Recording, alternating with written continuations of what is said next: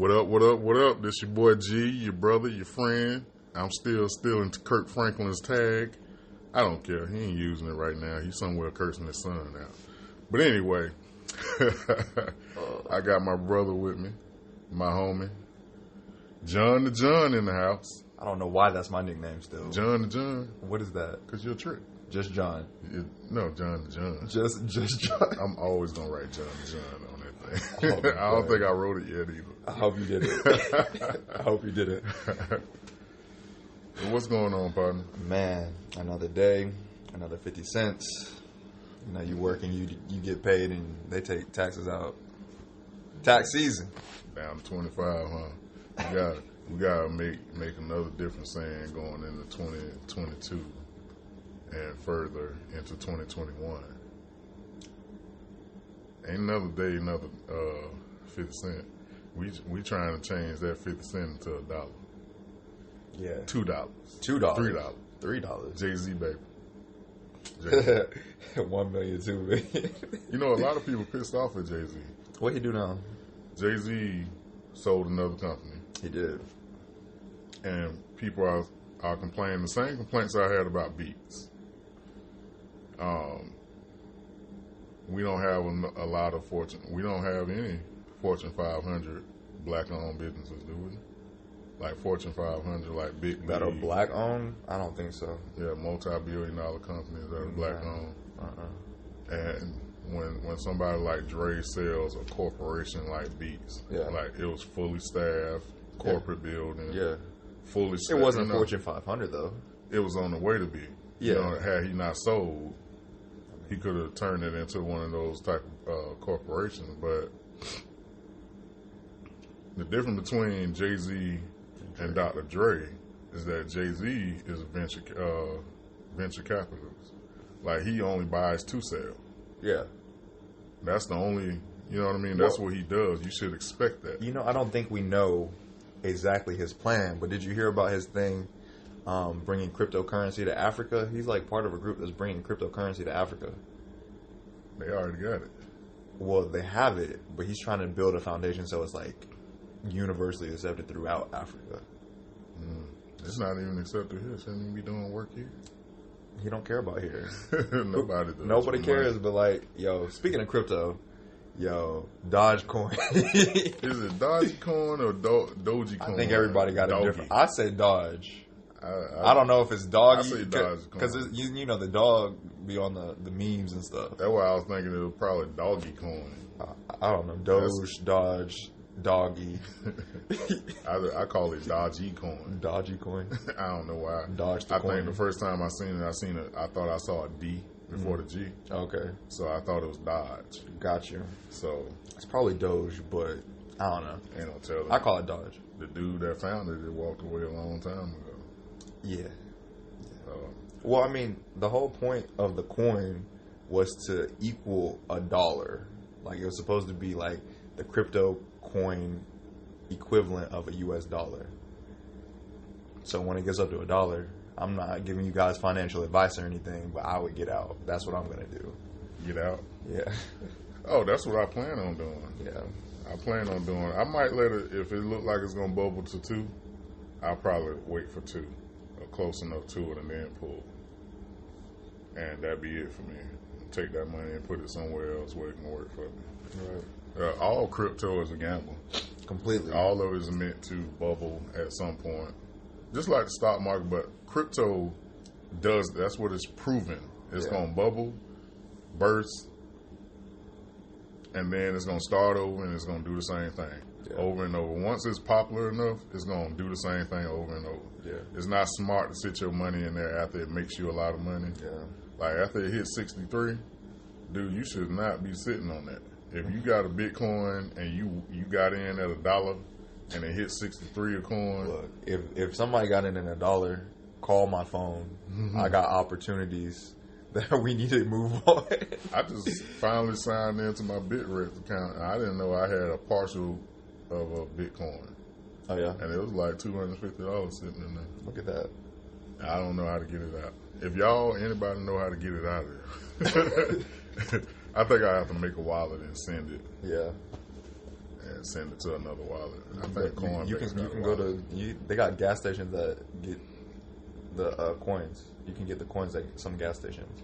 Well, I turned it into USD on the thing. I should have just put it in a Dodge and let it go up a little bit more. Yeah. And then pull out.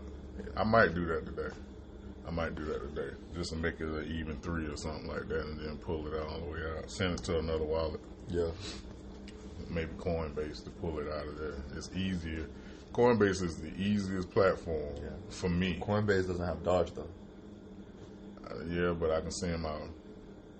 I probably have to convert it to Bitcoin then. Yeah. And then send it over there. Or Ethereum. Yeah. Yeah. Everybody seems to be messing with Ethereum right now. But I like the investments. Like, I'm really turned on to ETFs, SPs, and all that stuff now, thanks to you. Yeah. Hey, the ETF game is crazy. Yeah. Yeah, you put enough in there, it's gonna make you some money. Yeah. Wow, she's skinny. So, you said something right before we got on here today that stirred. It almost corrupted my spirit. Oh my goodness! You said Derrick Rose. Derrick Rose. Derrick Rose is not in. Is he in your top 10 point guards ever? I'm just saying. Look, let's go back to the context of the conversation. You can't make him a legitimate argument. I saw a post on Instagram about Derrick Rose making his freshman, rookie debut in the playoffs. And 36 points, probably like 9 assists, whatever the stat line was, but 36 points against the Boston Celtics. The Boston 3 party that was winning championships. They won one. They won one, but they were still the toughest in the East. Were they? They couldn't be beat until LeBron beat them. First of all, Kevin Garnett and Ray Allen were on their way. They were on the downward spiral when they got to the Celtics. They were the veterans. Yes, they were the vets. That's okay, though. They were not, because you need those. In my mind, a big 3. You need those, though. Yeah, you do. Because they have Rondo. Yeah. Rondo actually got better after he left there. He got better because the focus was the 3. Mm-hmm. I never liked Paul Pierce. Everybody claims that he's great, but I think he's overrated. But he's an even player. Yeah, he was very even, but Hall of Fame worthy, like one of the, like, I don't know. He was an average superstar to me. He was kind of like Joe Johnson. If LeBron can be considered as a GOAT, Paul Pierce is a superstar? Yeah. Okay. I guess that's fair. Yeah. I guess that's fair. He's not a GOAT, though. But he is a GOAT. He's going to be a GOAT either way. A GOAT? Now, see, this is what I get. He's not. He might not be the GOAT, but he's up there. He's not on Mount Rushmore. Well, you say that just because you're a Jordan fan. I don't say that. I'm a fan of basketball first, though. I understand. Well, what do you go by? Stats? What do you go by? Because everybody has a different algorithm. I know they shouldn't. They should really just listen to me. Everybody should do what I say. I say Jordan's a GOAT because he played the game the right way. The way you think is the right way? Yes. That's the way you think is the right way? Yes, I'm always right, though. That's not true. LeBron ain't going to win no ring this year. We all know that. I don't think we all know that. I know that. You got some Laker fans that's like... They're Lakers fans. They're LeBron fans or Lakers fans. What do you expect? I didn't even understand the whole Drummond pickup. Look, I'm going to tell you. I think Boston's coming out the East and they might win it all. Yeah, I'm not sold on the Nets, so that's possible. I think Boston's coming out the East. They're going to give the Nets a hard time if they match up. Yeah. If they get put together somewhere on that playoff tree, that's going to be a hard one for the Nets. You got a complete team versus a team that... Top heavy. Yeah, very. With a lot of scoring power, but not a whole lot of defense. The same way Boston was 3 years ago. Yeah. Yeah. You know what I mean? Mm-hmm. So it's hard to even... It's only one ball. Right. Somebody's going to bump heads, and somebody's not going to put everything they got into it. Look, I'm going to play coach right now. If it was me, because you know James Harden is my guy. If it was me, I would never play all 3 of them together. Ever. Because they play great in twos. and I just put one come off the bench, and then they can rotate and sub out. Who should lead the unit off the bench? Honestly, it should be James Harden. He would never do that. At this point in his career, no. But I just think about when I first started liking James Harden as a player, and he was the best sixth man. Who do you think will utilize Blake Griffin the best? That's who should come off the bench. Kyrie. Yeah. Kyrie. Yeah, it was going to be Kyrie. Because he needs him. He would make him play better. Yeah. They need each other. Yeah. Because Kyrie is a great facilitator when he wants to be. He just has to know with somebody. He has to do what Jordan eventually had to do. Trust his team. Yeah, he don't trust his team. Kyrie don't trust nobody. Yeah, Kyrie's in his own little bubble, and I think that's what you have to keep him from out of. In order for him to be effective, you have to get him out of his bubble. Yeah, I elect somebody to talk trash to him right before every game. Say your team ain't gonna win or something like that, and he'll snap out of it. Yeah. But no, the whole back to what we were talking about. Derrick Rose. Oh God. Almost rookie playoff debut against the Celtics. And what was said? What did you say? I still wasn't sold on him. And I said that was probably the best rookie playoff performance of all time. Better than Magic? The very first one. Like, I'm talking about game one. You remember what Magic did game one? What did Magic do game one? You know, Magic played point guard, center. He did a lot. Okay. That wasn't his playoff debut, though. That wasn't his debut. No. I'm talking about the very first time in the playoffs as a rookie. I don't know. Because you argued that Allen Iverson was better. I said I'm talking about in the first game. That's the thing with y'all young folk. y'all break up too many things. Yeah, every dog. You know how many people scored more than Jordan in the first game? Yeah. Jordan had a very specific role on that Bulls team when he first got there. Yeah, he was everything. He was the guy, but they sucked. They were bad. The team was bad, yeah. The team was bad. The coaching was bad. Everything was bad. Yeah. So, you're not going to do good. And, I'm saying as superstar Jordan, which pretty much happened the first year, but superstar Jordan that everybody revered, a lot of people still dropped numbers on him. And a lot of people still had career highs playing. Everybody played their best against Jordan. That's what I'm saying. And this is what I'm saying. Well, some people just never really got over the fact that was Jordan. But we ain't going to talk about them. Russell. So, I ain't going to talk about Utah like that. But I said that to say that just because he had a good playoff debut, when he came to face LeBron, I seen a part of that steam. When I seen him go in towards the basket, see LeBron, and then go back out and then lose the game for them, that's when I lost faith that he was going to be something. He was a rookie. Well, I don't even think that was his rookie year that I'm talking about. He got injured after that, though. That was his rookie year when he got injured in the finals? He got injured. I'm trying to think. I think it was. He got injured in his rookie year. When he faced LeBron, them in the finals, the Eastern Finals? I think that was, yeah. It was his first or second year. I think it was his second year. It might have been his second year.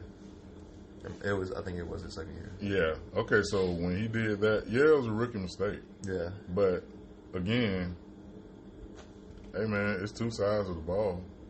Yeah. You know, you're going to have a good game. Sometimes you're going to have a great game. Sometimes you're going to have a bad game.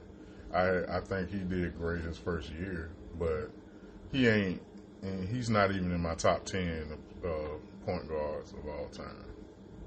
I probably got somebody in my top 10. I'm talking about in terms of career-wise, of course he can't be top 10. It's not possible. But there's two Derrick Roses. You got that Derrick Rose. There is two Derrick Roses, but the fact that there's two, and it's not Kobe-esque, whereas there was two Kobes. Mm-hmm. There was a number 8 Kobe, and there was a 24 Kobe. And both of those Kobe's had Hall of Fame careers. Right. Derrick Rose, it was Hall of Fame Derrick Rose before the injury, and then decent player Derrick Rose. And he's decent now because of the rules. The rules help a lot of people stay in the league right now. LeBron is that way. Yeah. LeBron is that way with rules. They literally changed rules. You remember they changed the clear path foul. I don't even understand that. Yeah, that was changed because of him. Foul? Because he's a whining little girl, man. Well, I mean, he travels every time he gets the ball, too. 7, 8 steps. They got counters on this dude all over YouTube. If you YouTube how many times has LeBron traveled, they got videos 30 minutes long of this dude just always doing it. He does it every game. Everybody does it, though, now. Now? Yeah, everybody does it He now. ushered that in, though. It's part of it. That's part of it. They changed a lot of rules for like everybody. I still like playground rules. Like, you gonna get called on that. Don't bring that in here. I mean, I think it depends because you're not calling a travel if it's a certain type of travel. Like if it's like you just got the ball, everybody's like down the court. You ain't calling no travel in the back Maybe court. y'all wouldn't. Man, we ain't paying. You ain't finna jump up and come back down with the ball in your hand. And everybody. I'm talking about like if it's like they just inbounded the ball and pulled like a Russell Westbrook, but not 20 steps. Like it was like 3 steps versus like 20 steps. Oh yeah. Like you ain't calling no travel on that in the backcourt. Why you calling that for? Nah, we know he gearing up right there. Yeah. If you gearing up, ain't nobody gonna pay attention to that. Right. But if you running in the hole and we ain't seen you since the 3-point line bounce that ball. You doing the Antoine Walker. You doing that Antoine Walker how he used to do it. Call it what it is. That's LeBron James. Nah, Antoine did it first. Antoine? He did it with the Heat when they were winning the title with D Wade in 06. He would go in the lane 5 steps. Like this. I'm like, what? They started doing that gather rule. Oh yeah. If you gathering for a shot or a dunk, they don't count them steps. Yeah. That's stupid. Yeah. If you gathering, that's your business. You better dribble. Gather before you get the ball. No, you can't gather without the ball unless you're going for an alley. No, I'm saying like on the a pass. So like if it's like the bounce pass, like you know how you're setting up before you go. Mm-hmm. You get the ball and then you take off. Yeah, see, but the best takeoffers in game's history didn't travel. Yeah. So what's these guys' excuse? I guess it's just the rules. Yeah. What they can get away with. I don't like it. LeBron would never be in my top 10. I might put him in my top 50. That's crazy. That's crazy. I don't know. 50. 50, yeah. Look, I got 2 players. I don't like LeBron, but I respect him enough. I respect his game, but he's not that respectable for him to be in my top 10. He's gonna be. I put Rodman everybody ahead of him. Look, man, if they could give him Hall of Fame in 3 years after he retires, they will. If I ever put him in my top 10, it'll be 10B. I would still put Rodman before him. I don't know. I don't know. You got to play the game the way the game's supposed to play. I'm talking about Naismith basketball. Nobody plays Naismith basketball. Not no more. This ain't basketball. Michael didn't play Naismith basketball. Yes, he did. No, he didn't. He played a very skilled game. He played a skilled game, but dribbling in Naismith basketball was not a thing like that. There was dribbling, but nobody dribbled like that. It was passing and moving. Yeah, he was a high flyer. No dunking. Yeah. No 3-point shots. Okay. That's Naismith basketball. I'm talking about skill. Yeah, of course. Everybody plays skill basketball. He was entertaining with the skill though. The only person that doesn't play skill basketball is like LeBron. Giannis. LeBron does not play skill basketball. He has some skills. He does now. I give him that. He definitely worked on his game. He evolved. It took him 18 years. No, this was like year 5, 6. No. When he started making sure he had a decent jump shot and could shoot free throws better. But you're an NBA player. You're supposed to have a decent jump shot. You know how many people can't do jump shots that are in the NBA right now? Shaq had a jump shot. That he made in the game? Huh? That he made in the game? What happened? What happened? Hold on. You can't use me to help your argument now. Uh-oh. Somebody getting stolen. Nah.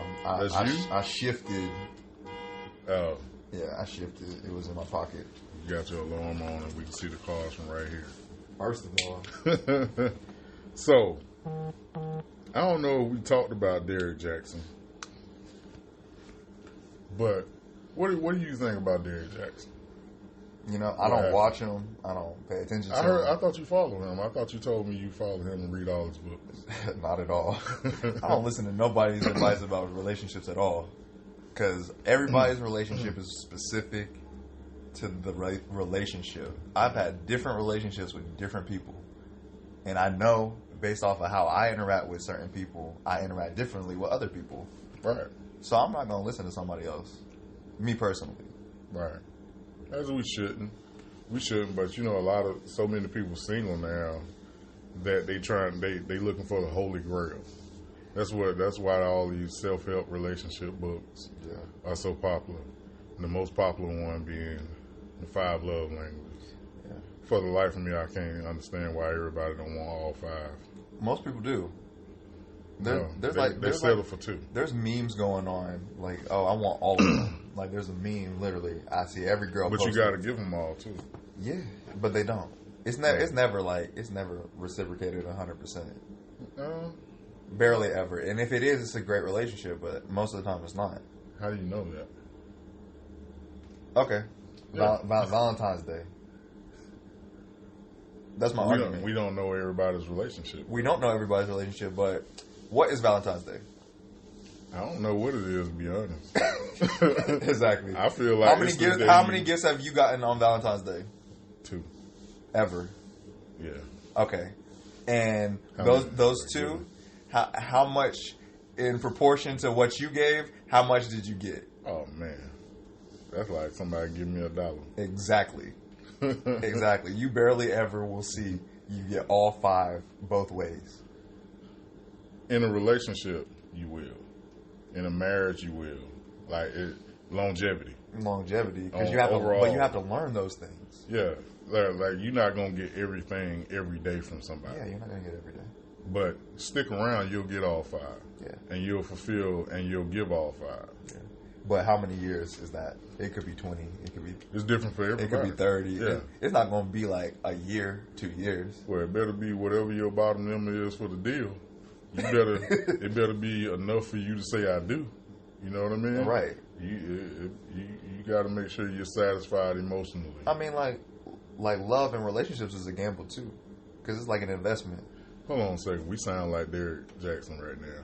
We're giving advice. I'm not giving no advice. That's what it sounds like. I'm just saying, like, it is. That's what a relationship is. It is like an investment. It's like a gamble. Because think about the stock market. It is a gamble right now. Yeah. Everything. It's always a gamble. Yeah, you never know.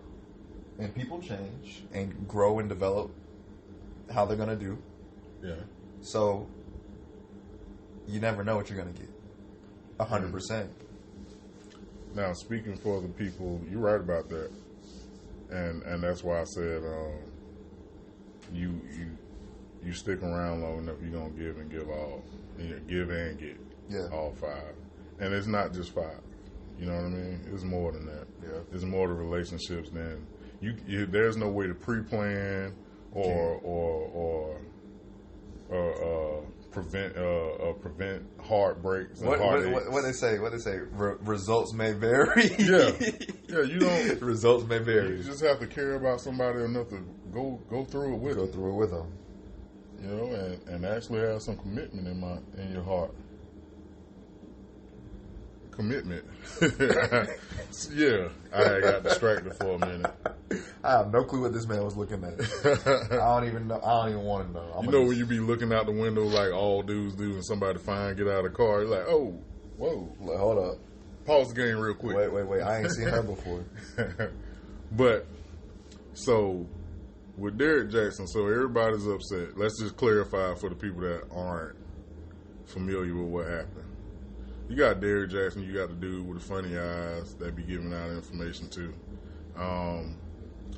these dudes give out relationship advice to single women, mostly bitter, when, in my opinion, they should be telling them to heal instead of tell men and look for men that have a certain design for them to have a successful relationship, the kind of relationship that they want. He's not telling them that they're looking at things one-sided and they need to heal. You know, all of them are like that. They all give out this surface advice for a relationship that don't really get down to the meat. Yeah. So I don't listen to these guys. I've known women that go to seminars with these dudes. Like, it'd be thousands of women sitting in a room and letting this dude like bash.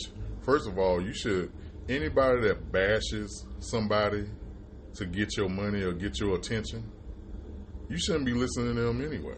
Enough for advice. For any reason. That's comedy.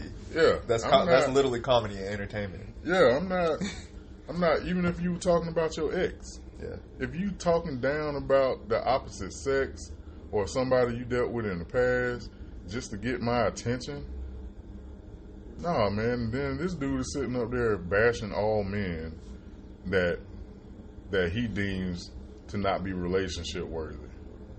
Like, you don't know, a dude at Crystals that cheated on 10 of his baby mamas could today be the right man for you. Yeah. You know what I mean? They got the boy, you get the man.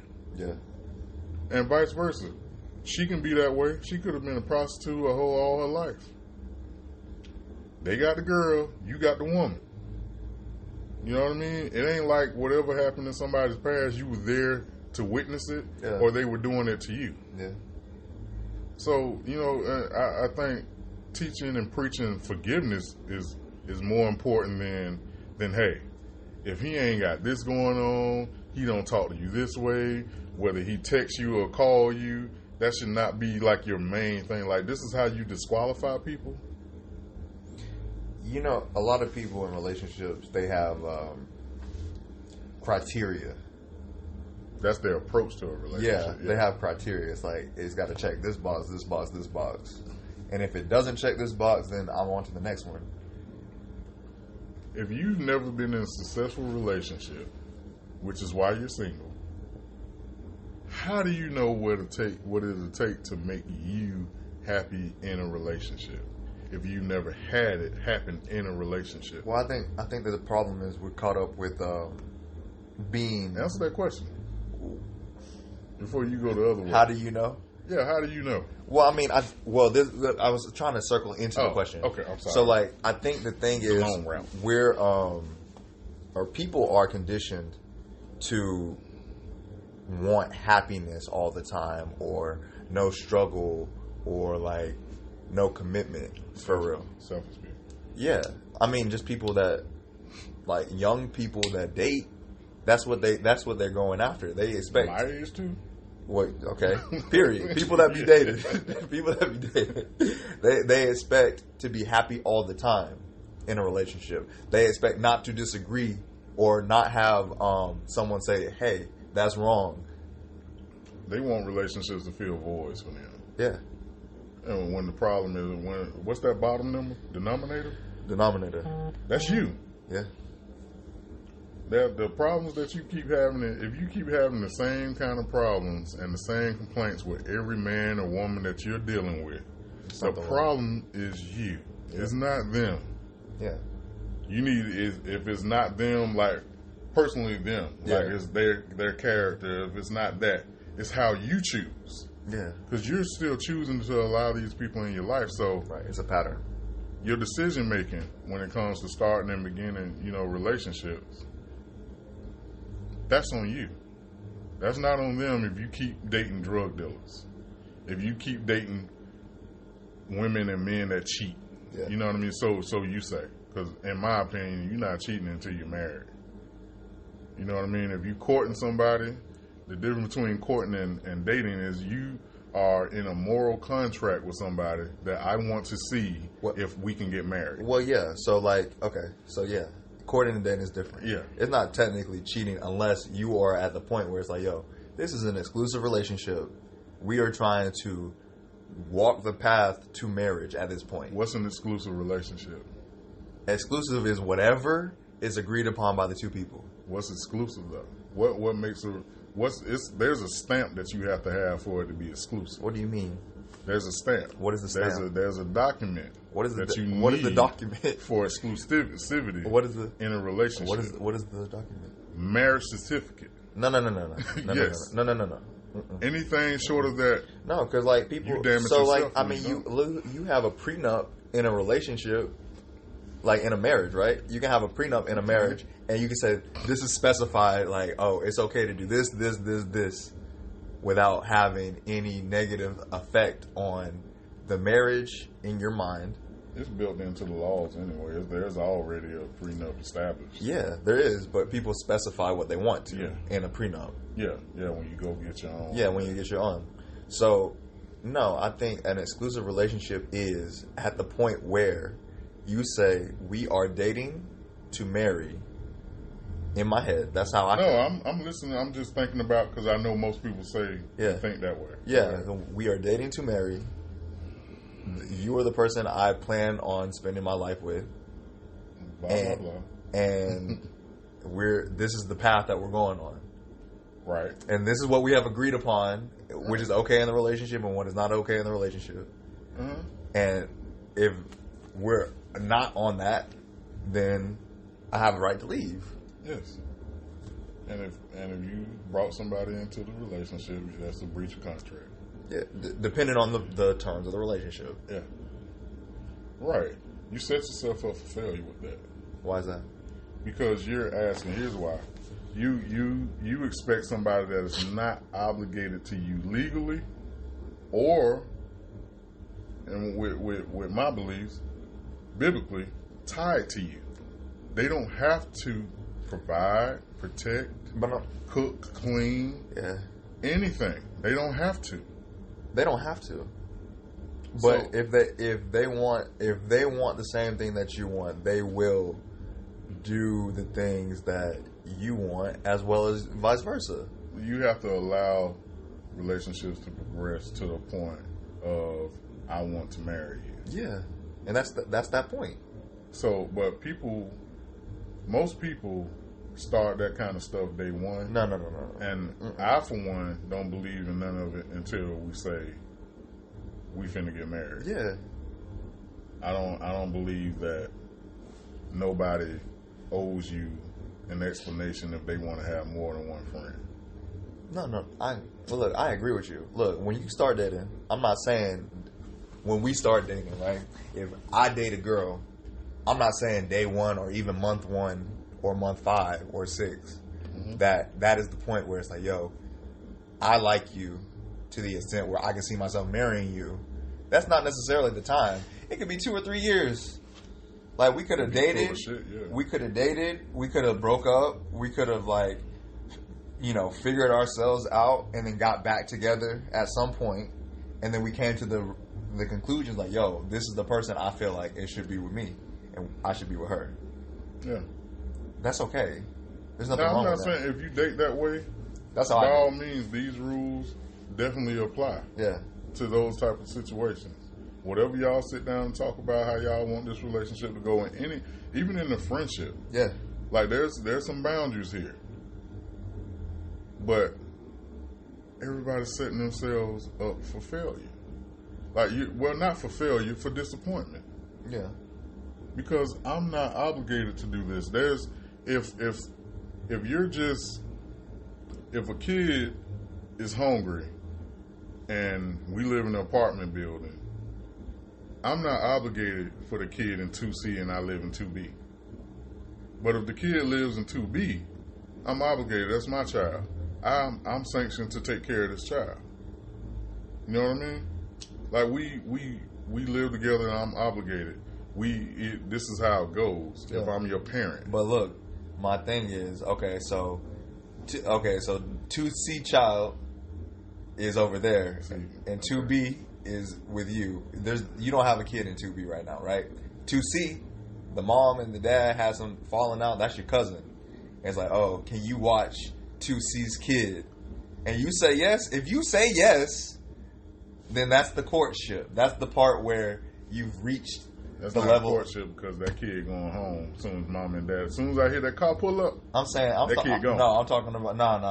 I'm talking about okay. So in that case maybe, but I'm saying like this is like a long lasting like this is gonna be you are the care provider for this child now. Yeah. No, just period. Not give them back. And before you start taking care of this child, before this child is permanently placed into your care, right? There's some paperwork involved. There's a trial period. There's some paperwork involved for even a trial period. Yeah. You may say trial period, but the person that got this paperwork, I'm accepting full responsibility for this kid past 30 days. I'm saying today, I'm making a decision that I'm going to take care and nurture this kid for the rest of their life. You could have been watching the kid every other weekend or whatever just because you were nice. And you were taking care of the kid. You're throwing out so many different scenarios. I'm telling you the truth. This is like a relationship. That's why a lot of them fail because of stuff like that. It's like every few years, it seems like relationships get revised. Revised. Yeah, they get revised on what you're supposed to do, how far you're supposed to take it, and stuff like that. But see, after I started thinking about the stuff for myself, I started alleviating some of the disappointment in my life for certain relationships that I was having. Because if I'm dating you and I'm not marriage minded, and then I expect you to behave the way a wife should, that's a problem. That's a problem on you though. But that's what you do when you get into this girlfriend boyfriend crap. If you want true commitment as a man or as a woman, marriage should always be the goal when you entertain it. Yeah, I don't disagree. I think marriage should always be the end goal. But a lot of times, this trial period you talking about, you're not finna go to the car lot and say, let me keep this car for a few years, and then I'll decide whether or not I want to buy it. That's a car. But the same, I mean, it's an example of how people approach relationships. I'm going to drive this car for a little while, put some miles on it, put some wear and tear on it, and then if I decide I don't want this car, you should just take it back and no hard feelings. I'm gone. Whereas they don't think like that. In reality, if you drive this shit off this lot, it's yours. It's yours. And it's depreciated. And it say it again. And it depreciated. It does what? Depreciated. It depreciated. Look. So you gonna put these miles on me? Look, I get what you're saying. But what I am saying is, and I've been there. I've been on the other side, right? I've been on the side. You've been married before? No, on the side that you're talking about in dating. Oh, where it's like, you're still there. We're in a relationship. I mean, I'm not currently dating that same way though. Like, I'm not currently dating the same way. Like, we're together. We're boyfriend, girlfriend. I don't think like that anymore. Unless I know that this is the person that I want to pursue in the way that we're gonna get married. You don't say somebody's spoken for until they're married. Exactly. They're not off limits until you're married. Some people say that though. People say that back before, like back in the day when people said spoken for, she's spoken for, he's spoken for. That means like you're off limits. She's married. No, not historically not and biblically is all I have to go on, and that wasn't the case. When somebody's spoken for, that means that they pretty much they either married or you catching them right before they get married. Yeah, like right before. Yeah, like we talking about a month or a few weeks. Like literally, they about to get married. Right. But for the most part, that's a term used for married people. Mm-hmm. You know, there's always throughout history and throughout right now, there's always going to be exceptions to the rule, but they are not the rule. Right. But I think that's what everybody does now. They only thinking about the exception. You know what I mean? And that's why so many people end up hurt and lugging that drama and that baggage into their next relationships because they only concerned with what happened. You know what I mean? Or what was promised to me. No, don't no man or woman make a better promise or commitment in a relationship other than marriage. Everything before that is just noise. If you really want to be with me, that's what we discussing. Yeah. I don't disagree with you. I completely agree with you. It sounds like you disagree. I don't disagree. No, I don't disagree. Because marriage is the end all be all, right? Like that's no. That's when the real work happens. Right. So like that's the end all be all to dating. That's it. Like you date for responsible, mature people. You date in order to get married. That's the point. But let's say this: when you, like most of the followers of Derrick Jackson, have ended up in these messed up relationships, messed up situations, they turn into this waiting to exhale club of women that follow this dude and follow him, and they make friends on social media and they trade war stories with each other. When you're like these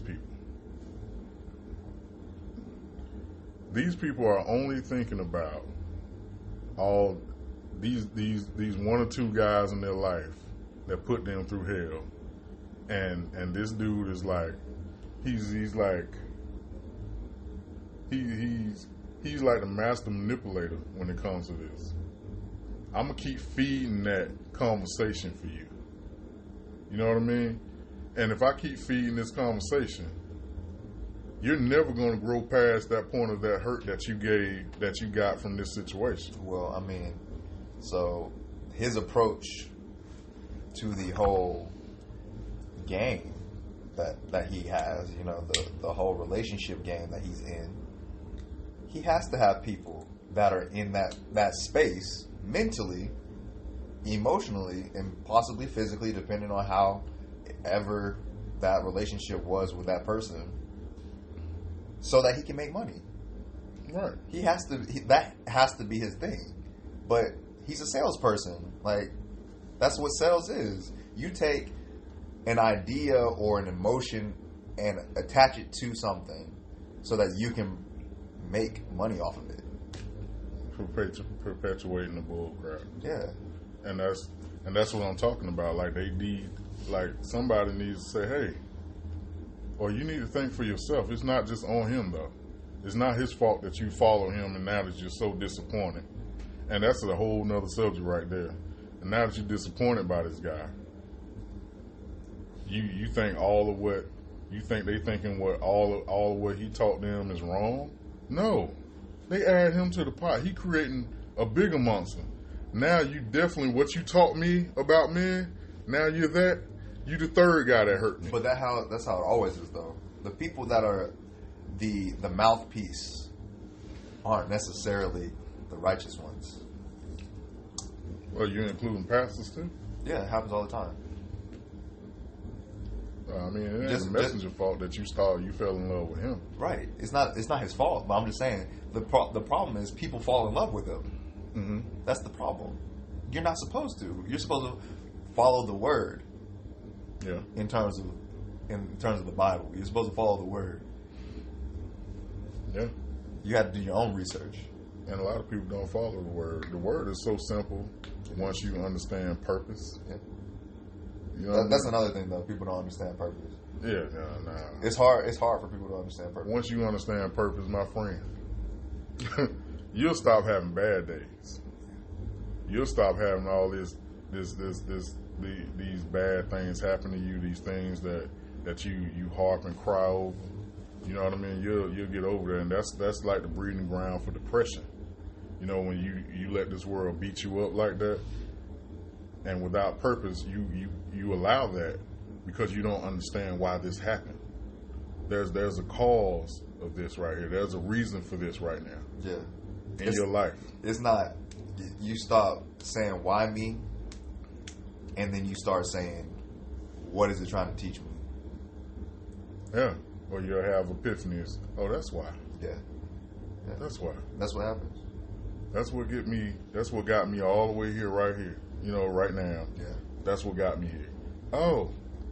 But we're so busy worrying about the debt that we don't understand the grace. We can't see it. Yeah. And if you can't see the grace, that means that all you see is the debt you paid. Like, who walks around driving a car like, oh, I paid $26,000 for this car. Like, if you thinking about that. No, some people do. But if you thinking about that, the entire time, you don't get to enjoy the drive. Right. You're not enjoying the house, the clothes, the shoes. If you just worrying about how much you paid for it. Because you got some people that will go buy stuff, and they only think, man, that was $100. Right. That was $100. They looking at them shoes like, I don't even like these shoes. I don't even like them that much. But these are your only shoes, so you got to wear them. But that's a whole other conversation. I don't even want to do it. That's a whole other conversation. People be buying stuff that they don't even like for people they don't care about. Yeah. So that's a different conversation. That's a financial conversation. No, I mean, but it leads into the same thing though. And but people like Derrick Jackson, they look for people. They prey on people like that. They looking for these complainers. They looking for these people because somebody like Derrick Jackson and all the other relationship gurus on social media and stuff. Yeah, and pastors and all of that. They go into those situations with that side eye. When they make mistakes, they looking for an excuse to go back to what they, you know what I mean? That bull crap that they was on already. Yeah. Yeah, just like when you go to church, if you side-eyed, side-eyeing God and religion anyway. Yeah. You're going to find a reason. Yeah, somebody's going to disappoint you in this room. Yeah, you're going to find a reason for it. Yeah. You like, oh, I was right. But it comes when you're expecting people to be something that you're not. Well, you should never. Perfect. Well, you should never be expecting people to be anything. I don't have any expectations for people. I don't have any expectations for anything. You know, it's just, that makes life so much easier. It does. That crease that was permanently in my forehead, gone now, literally. Because I stopped having expectations for things. I'm going to deal with this 1 mile at a time, 1 day at a time. Yeah. You can only deal with what's in front of you. You know what I mean? Do it for the outcome that you want. Do what you want to do. What you need to do today to make it happen. But if it goes sideways, that's just more work for you to do. Or maybe a restructuring of what your goal was. You know what I mean? It doesn't mean stop. You know what I mean? Yeah. It doesn't mean quit. It means it's either a different way or something you missed needs to be corrected. Yeah. You know what I mean? That's all it means. And a lot of times with these relationships, I know we talk about relationships sometimes on the show, but we don't really get into it. Like we don't really face it. We're not a relationship podcast. But I think we need to spend some time on it because there's so many people in this world hurting on relationships. You need relationships to get through life. Have to. Yeah. Have to. You need relationships to get through life, whether it be friendship, relatives, business relationships, intimate relationships, all of them. All of them. Yeah, you need them all. Yeah. You're going to have them. If you're going to be successful in this life, you will do nothing by yourself. At all. Nobody, you know what I mean? You ever been to an island? Trash. Trash. They have to pull resources from everywhere else to make that look like something. Yeah. But if they don't do that at all, that island is trash. It's uninhabited. Yeah. Ain't no grass cut.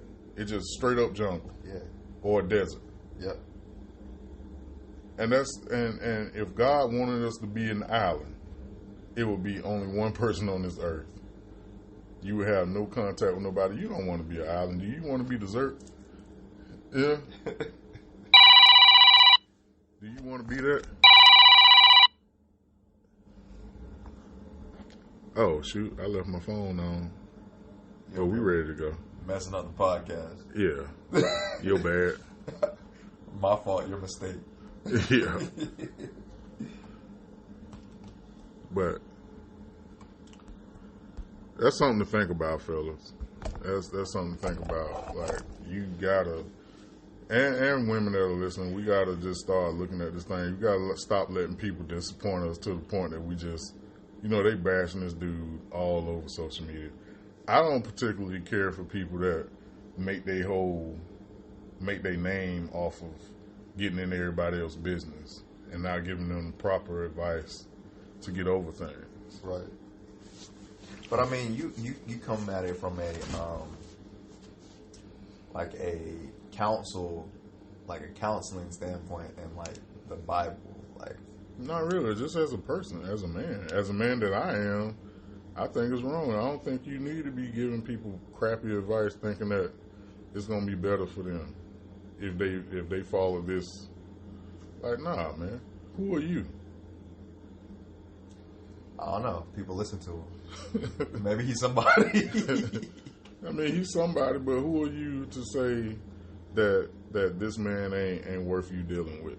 You know what I mean? Yeah. And there's plenty of women out there that echo the same thing. And they shouldn't be talking either. Yeah. I'm pretty sure they've already been showed, you know what I mean? Proved to be wrong in a lot of things they said too. Yeah. But that's him.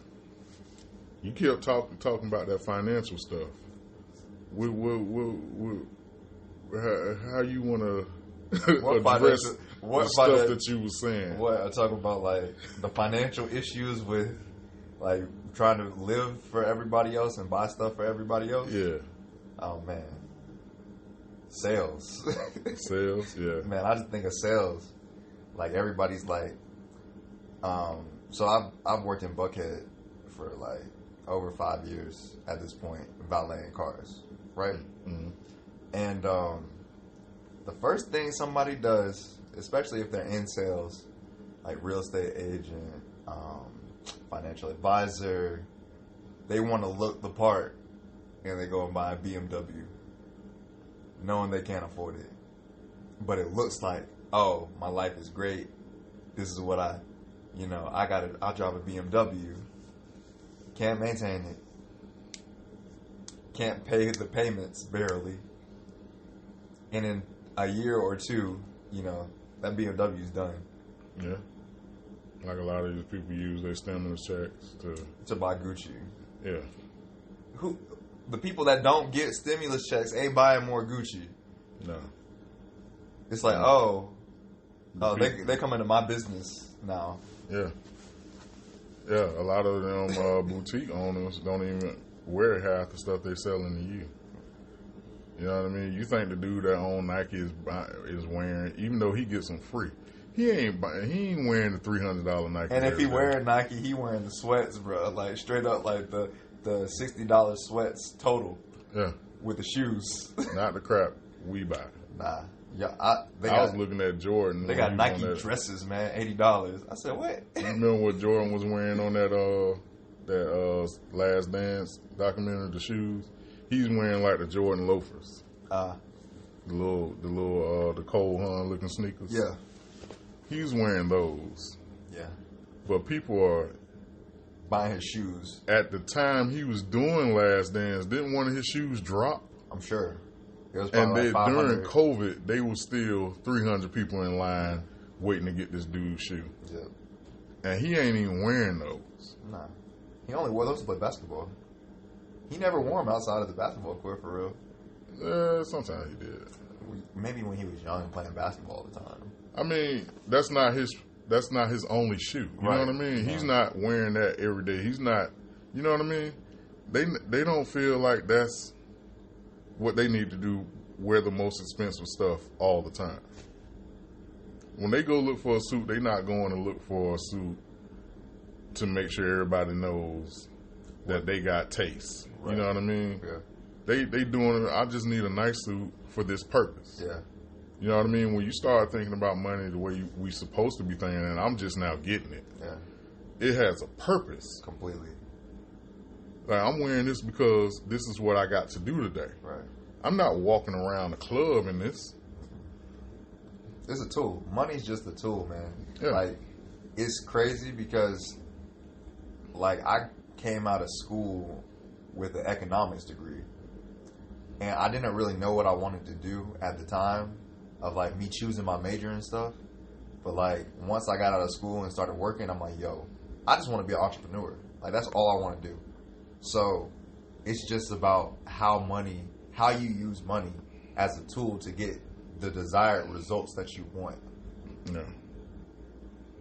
Because now I'm thinking, yo, okay, so I have this amount of money. Somebody says, oh, I need this amount of money real quick. and I'll give you $300 extra dollars. I'm like, why would I not do that if it takes a week or 2 weeks or a month? It's just financially, it's like, yo, I have this money. It's going to sit in a bank account, or I'm going to spend it. Yeah, that's all the savings account for, to bail you out of the stuff you spend regularly. Yeah. And that's not the way the savings account is supposed to be doing. You're supposed to have a goal with that, and it should be small amounts. You know what I mean? It shouldn't be, I'm going to stick 20 grand. I'm trying to get up to 20, 50 grand, just to depending on your income level. Right, depending. But percentage-wise, it shouldn't be you saving so much money. Like, for what? Yeah. Just so you can pay it, so that you always got money to pay your bills a year out and stuff like that. People do that. Like, make that money work. It's just sitting there. Right. No, so it's fine. I think I'm torn because I listen to a lot of different types of people and podcasts and just information about finances. Mm-hmm. And so there's one guy that's a stock investor, and he says you should have 60 months just in case something like a pandemic happens, like where you're out of work, nothing can go like you can't move forward financially. And I get it. So that's 5 years, right? Mm-hmm. That's a lot of money, period. But in order to get to a place that you can put 60 months up, right, your money has to be working for you. Right, exactly. And he's an investor. Like, I'm talking about, like, he's lost hundreds of thousands of dollars in a day and earned $1 million plus in a day. See, when rich people start saying stuff like that, I be like, you only can say that because you got it. Well, I can't put 5 years in my money. He doesn't have 5 years. And it's like increments. It's about growth over time. Yeah. It's compound interest. Yeah. It's like, yo, okay, so I need to have 3 months just in case I lose my job. I need to have 6 months because I'm living in a more comfortable position now and I have more expenses. I need to have that just in case because you never know what's going to happen. Right. But then you, like, over time you grow. It's like, oh, I have this amount of money in my savings account. I can make $2,000 a month doing this with the money where I don't have to work. It's passive. Mm-hmm. Then the return comes back. Yeah. That's how you have to think about it. And then that goes back to what we were talking about with Jay-Z. Think about what Jay-Z does, right? You were talking about Jay-Z. The whole reason why he starts a business is to sell it. Yeah. If you're thinking about it in that way, that's how my mentality is. Like, the whole reason, the best part of a business for me, I've started 3 businesses, is the start. That's the most fun. That's the most fun part. Yeah. But then it's even more fun when you can cash out on it. Yeah. It's even more fun when you can cash out on it. Yeah. But then you start something else. I tell you now, if I start another business, it's for sale. It's for sale. I don't want it. I'm not in love with it. Unless I do something for like a passion purpose. Right. And you should have that too. Yeah. It should be a balance. You got to have something to do. Yeah. I'm pretty sure somebody like Jay-Z, Oprah, Bill Gates, they have things that they like to do. For sure. Every day. For sure.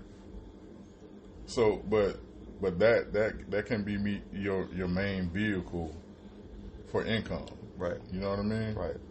If that's your main vehicle, that doesn't mean that your life is trash or you should just throw it all away and not try to do nothing else. That means that today, whether you're 50 years old, 19 years old, 30, today, start thinking about increasing your financial literacy. Yep.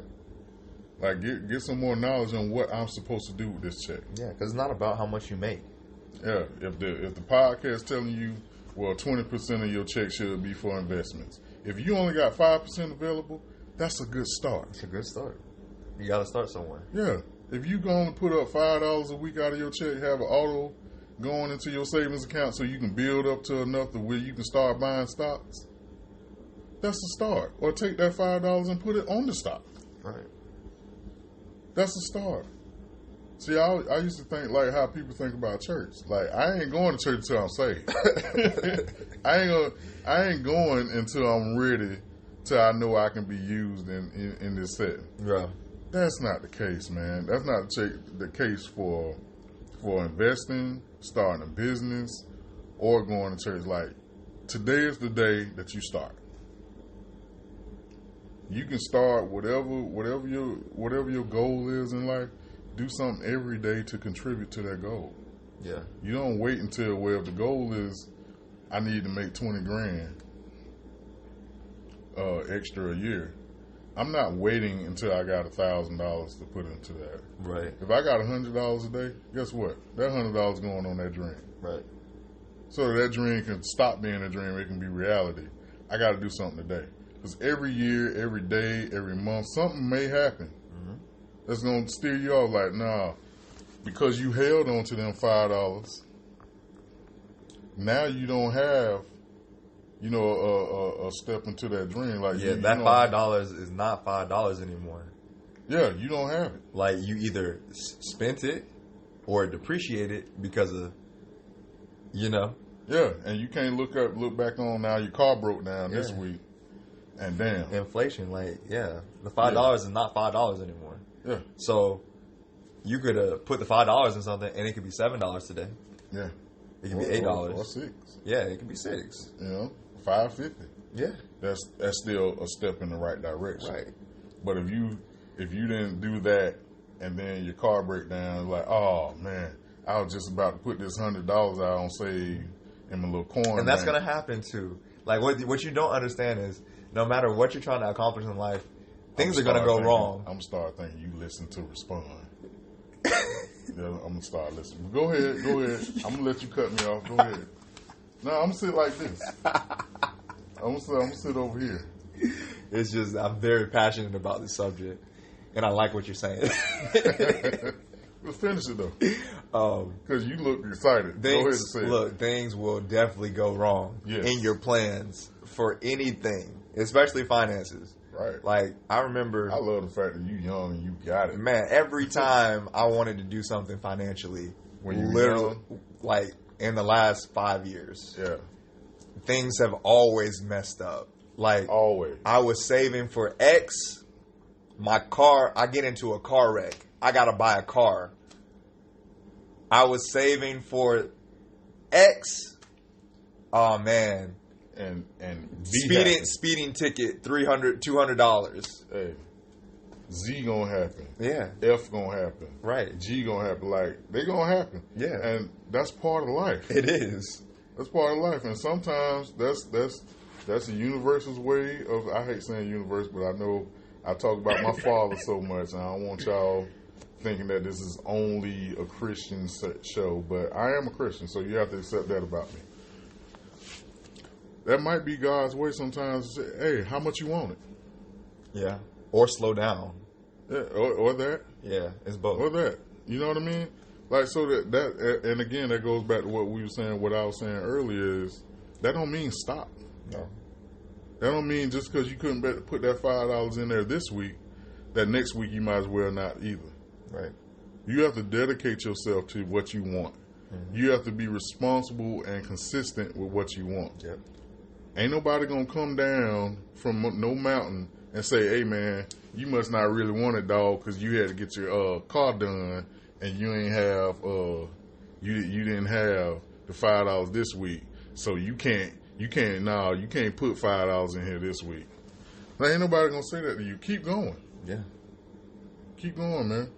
Everything in finance specifically, like, you gotta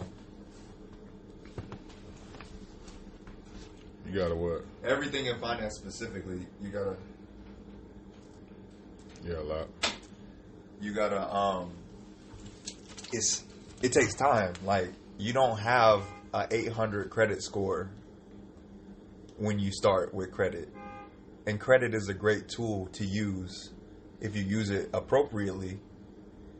To, like, when you do have a car accident, or when you do, have that speeding ticket or something, like that's not in the budget right now, but I'll be able to pay for it in a week or next week. Yeah. It's all those things. Yeah. Yeah, you gotta be diligent, man. That we can talk. I used to have a group of people in my life that we talked about dreams forever. We talked about what we wanted to do forever. And the moment I started acting on it, because I got tired of like, dude, it's just a conversation. It's kind of like sitting on the bus stop with your homeboys or sitting on the curb when you're a kid playing let's play That's My Car. Yeah. You don't really have no real ambition of getting that car, but you want to pick out nice cars. Right. That's mine. I want that. Yeah. Do you really want it though? Yeah, because like, what's the first thing you got to do when you say you want the car? Man, you got to get your money together. You got to figure out how much it costs. Yeah. How much does it cost? Yeah. And then how do I get that amount of money? Right. And how do I keep it? Right. How I keep it. I don't want the repo man flashing lights late at night in my neighborhood come pick my stuff up. Exactly. So I don't want anything that's temporary. If I say it's mine, I want it. Exactly. So that means that I got to keep up with this car note. I got to keep up with the insurance. I got to make sure my tag's good. I got to be making money. Yep. How can I maintain it? That car ain't just $300 a month or $500 a month. Mm-mm. That car is, you got to add up what it costs. Gas. That goes into your car. Maintenance. Maintenance goes into your car. How much this car costs you a year in total? Insurance. Divide that into 12. Insurance. That's what you need to be making a month. For sure. Before you go buy this $30,000 car, $20,000 car, you got to add in insurance, maintenance, and accidentals.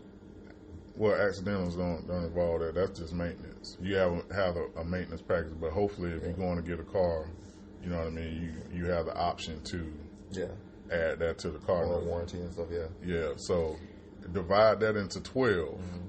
After you do that, include the insurance. Add that. Divide that by 12. That's how much money I need to have extra for this car to be mine. If you can afford that without it hurting you, then that's the car you get. And if that's the car you want, go get you a bucket, drive that until you have enough to get that car. Right. This ain't, financial literacy don't mean don't do some of the things in life that you enjoy. That don't mean that you should never want a Bentley. If that's what you want, budget. Yeah. Make sure you have enough disposable income coming in so you can afford that car. Yeah. But you need to afford that car in total. Call the insurance company. They'll tell you on the phone, hey, how much a 2019 Bentley Cooper costs? Mm-hmm. For me. Yeah, for me. With my license. Not for somebody else. Yeah, with my license, if I added that. Well, Mr. E, it costs you $500 extra. Yeah. That's like, it's like, I don't know. And then you look at, well, it's probably going to be $1,500 a month for me to have that car. Yeah, that's a lot. Well, that's a mortgage, a good mortgage. There's ways around it. You can find a Bentley Coupe for, it might be a 2006. Yeah. For $24,000, $30,000. Yeah. But you still got to pay that insurance. That insurance ain't going to change for you. Because it's a high-end luxury car. They still know the value of that car. Until it's old. Yeah, it got to be old. I mean, you don't want it too old. Now it's a classic. Yeah. Well, you don't have to put that classic insurance on it. Classic insurance is cheaper. Well, you're right. But you don't have to put that specific, because the classic insurance, and then you have to add it. So for the value of the car, if it's an antique classic, you don't have to put that on there if you don't want to. No. Or you can just solely roll with that classic insurance. Yeah. That's what I did. And that saved me a lot of money. Yeah. Because it's cheap. The insurance is cheap. You got a classic car, look for companies like Haggerty. I heard about it a year ago, and I finally did it.